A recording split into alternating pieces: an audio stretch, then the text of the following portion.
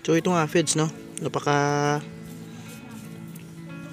samang klase ng insekto kasi nagdadala ito ng maraming sakit. So ito din dahilan ng pangungulot ng ating tanim na sitaw at iba pa.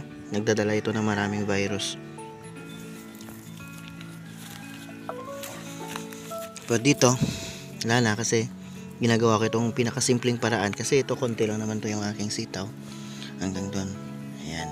So kaya ko lang naman gawin itong pinakasimpleng paraan patatanggal ang aphids. Ito po gamit nito. Yan. May wagang bulutsa. So tingnan nyo walang aphids.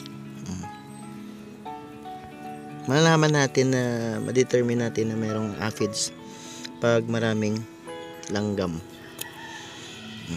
Walang langgam. So yung para maiwasan din natin yung aphids, maganda na talagang bungkal talaga yung lupa para ma-distract yung bahay ng mga langgam. Kasi pag hindi na-destroy yung bahay ng mga langgam, yan dadami din yung mga aphids.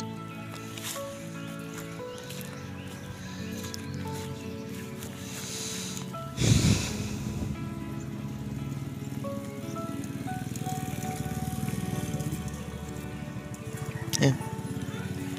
So yan, tingnan nyo, merong langgam. Posible na after, kung hindi kumana nito, masunod talaga na kunin yung mga aphids sa likod. Dadami sila dahil maraming langgam. Best friend kasi sila ng langgam. Naalagaan ng langgam yung aphids. Pinoprotektahan niya against sa mga natural enemies ng aphids.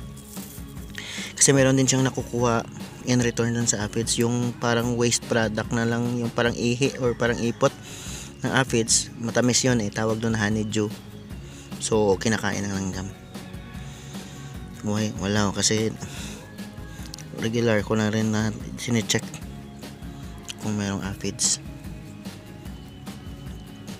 Di maganda yung tubo. Kunin natin to. Yung style ko kasi pagtanim, nilagay ko lang ganyan. Yan.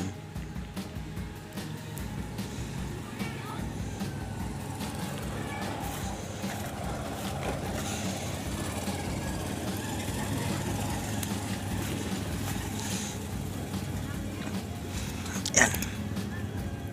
Yan. Tingnan nyo, merong isa. Yan. Isa pa lang yan. Kapag di natin kinuha, dadami yan.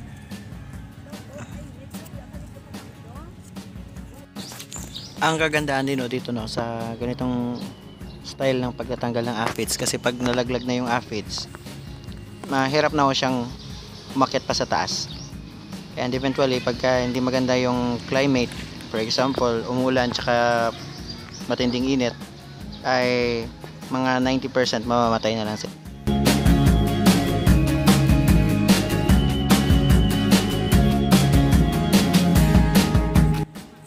So based on my own observation lang sa aphids lang ito ginagawa kasi effective ito sa aphids.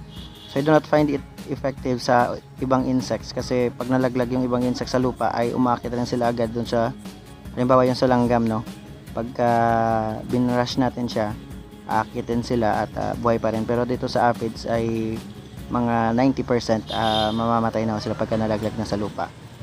And of course, pwede rin natin gamitin sa ibang mga insects yung ganitong technique.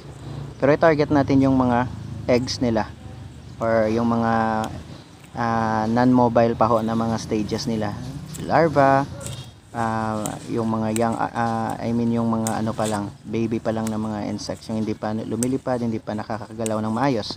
So pero pinakamaganda na targetin natin yung mga itlog, yung mga eggs nila, usually sa ilalim ng dahon.